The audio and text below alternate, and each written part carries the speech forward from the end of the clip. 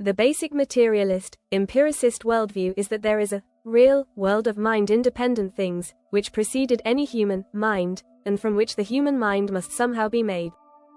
The mind-independent world either existed forever, or randomly sprang from non-existence, but definitely wasn't created by mind or anything immaterial. Einstein, a fanatical materialist and empiricist, once believed in a static, eternal, material universe but also toyed with an expanding, eternal, steady-state universe. Encyclopaedia Britannica says, steady-state theory, in cosmology, is a view that the universe is always expanding but maintaining a constant average density, with matter being continuously created to form new stars and galaxies at the same rate that old ones become unobservable as a consequence of their increasing distance and velocity of recession. A steady-state universe has no beginning or end in time, and from any point within it the view on the grand scale, i.e., the average density and arrangement of galaxies, is the same. Galaxies of all possible ages are intermingled. The materialist, empiricist worldview is that the human mind is a blank slate onto which experiences, created by interacting with the mind-independent world of things, are written. Nothing can be in the mind that did not originate in the world of things, the world of non-mind. This worldview is held as an article of faith by all materialists and empiricists. Never once do they challenge it or question it, no matter how many anomalies and fallacies it generates. Religious people cannot be comfortable with the basic empiricist, materialist worldview since it excludes God. Bishop Berkeley associated materialism with atheism. Since he believed in God, he therefore disbelieved in matter and denied its real existence. He said that matter was merely a thought in mind. Berkeley's philosophy highlighted one of the myriad problems with empiricism, the problem of the persistence of mind-independent things.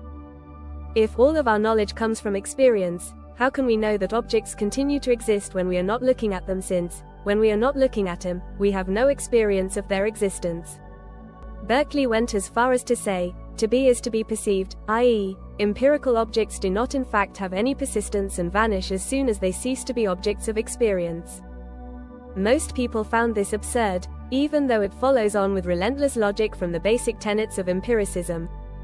Similarly, the extremist empiricist David Hume denied the reality of causation since it could not be perceived, experienced, hence, in his empiricist view, could not be a real thing. Modern science, thanks to quantum physics, more or less says that reality is an unreal abstraction, an immaterial potentiality wave function, until it is observed, is rendered experiential, at which point it collapses into a material experience, an observable. Quantum physics, as interpreted by materialists and empiricists, is a hybrid of John Locke's materialist empiricism, Bishop Berkeley's immaterial empiricism, and David Hume's skeptical empiricism. It never occurs to any of these people that empiricism and materialism might be wrong. This is the religion of these people. They have total faith in it. They never doubt it. Physicists do not write scientific papers questioning empiricism and materialism and proposing that rationalism and idealism have far greater coherence and explanatory power. Just as you cannot have an intellectual debate with Jews, Christians and Muslims, nor can you have an intellectual debate with empiricists and materialists. Their faith always closes their minds. How did Bishop Berkeley reconcile objective reality with his notion that things are real only while they are being perceived? To many people, he didn't, and Berkeley's idealist empiricism has bedeviled idealism ever since, given that it appears to turn reality into a mental fantasy, with things popping in and out of existence, exactly as in subjective dreams. It's noticeable that the use of the word dream tests the human intellect to the maximum. Everyone can understand the notion of a subjective dream, whereby reality is whatever is in the mind at any instant, and the content of dreams is never persistent, but an astonishing number of people are unable to understand the notion of an objective dream. With this type of dream, all minds objectively contribute to the dream, and no individual mind can wish it away or substantively change it, and so all of the objects in this dream persist, whether any particular mind is observing them or not. That's why it's an objective dream. Every time you enter it, when you wake up from your sleep, it's the same, more or less, as when you left it, when you went to sleep. By contrast, it's incredibly rare for any subjective dreamer to return to the same subjective dream night after night. That is actually the topic of a brilliant story called The Janissaries of Emilian by Basil Copper. Matt Cowan wrote, "This novelette is told by a friend of a brilliant scientist who began experiencing a series of interconnected dreams where he washes up ashore of a beach during what he somehow knows to be of ancient times. Each time the dream finds him moved a little closer inland toward a beautiful city in the distance which he also inexplicably knows is called Emilian. Although he doesn't know her name, he knows a woman lives there which is his lover and that he needs to go to her. The first time he wakes from the dream, he's damp with seawater and has sand all over his skin. As the dreams draw him nearer to the city, a horde of warriors come into view between him and the city, calling themselves the Janissaries of Emilian. He believes if they reach him in the dream, they'll kill him both there and in the real world.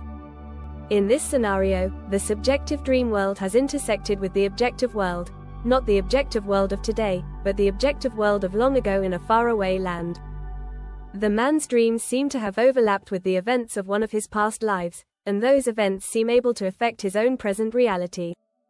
Returning to Bishop Berkeley, his way of maintaining objective reality was entirely logical given his religious faith. He asserted that while individual minds could cease to observe things, thus causing those things to potentially cease to exist, there was an all-powerful, all-seeing mind that never went to sleep and hence could ensure everything's permanent existence by permanently observing everything. This supermind was of course God. God's mind created everything and maintained everything. The world was something that unfolded in the mind of God. It was the divine dream, so to speak. God didn't create the world out of nothing, he dreamt the world out of nothing. It was a mental act, not a physical act. And the whole act took place inside God's mind, not outside it. Berkeley's system had many similarities to the picture presented by Leibniz in the published version of his monadology. In this picture, the immaterial, God monad, made a myriad of lesser monads, each one with a set of properties equivalent to its own section of the objective world. In other words, Leibniz distributed the real world across a vast multitude of underlying minds, all coordinated by the God mind which had foreknowledge of everything. The real world existed within the collection of monadic minds. It wasn't something external to it. It wasn't mind-independent. In his unpublished work, Leibniz examined what would happen if you got rid of the God monad and treated every monad identically, each capable of dynamically interacting with all of the others. From that basic picture emerged the revolutionary subject of ontological mathematics, whereby the whole material universe is reduced to the product of a system of interacting mathematical monadic minds. Everything is literally made of thought, with one basis thought being a mathematical sinusoidal wave, thus turning mental idealism into mathematical idealism, presenting an analytic mathematical solution to the issue of why the scientific universe exists and possesses the properties it has. Empiricists and materialists cannot abide the monadology because it destroys their entire belief system and reduces observable matter to the actions of unobservable mind. There are no mind-independent objects in Leibniz's worldview. Rather, there are only minds and their contents and interactions. Who needs matter? It's redundant in Leibnizian ontological mathematics. Occam's razor demands that minds produce a theory of existence based on minds, not on non-minds, matter, since the latter requires the assumption of a superfluous entity, matter. That is, if you can explain reality using mind, which you can, then there is no need to invoke non-mind, matter. Materialists are appalled by such ideas.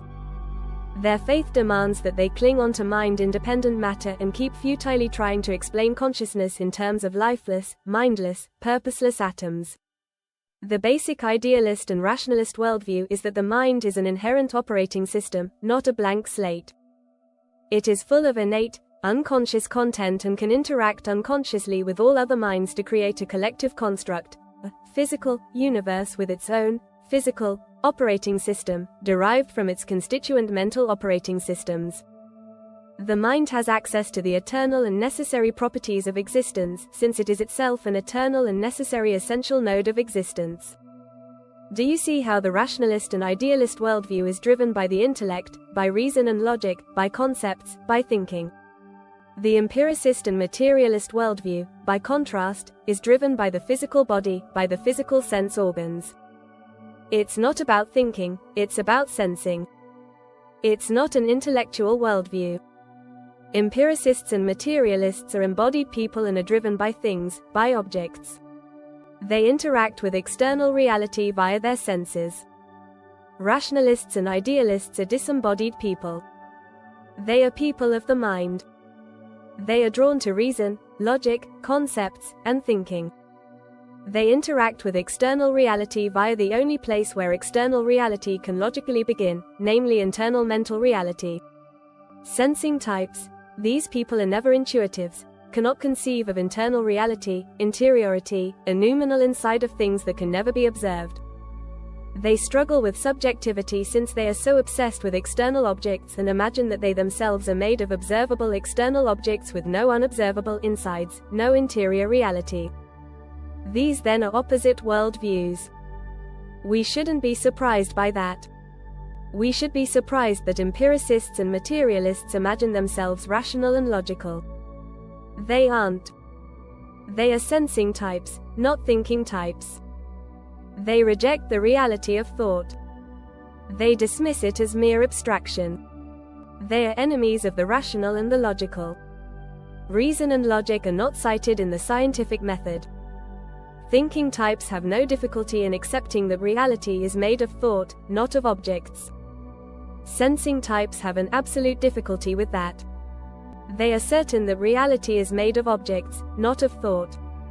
Everything else follows.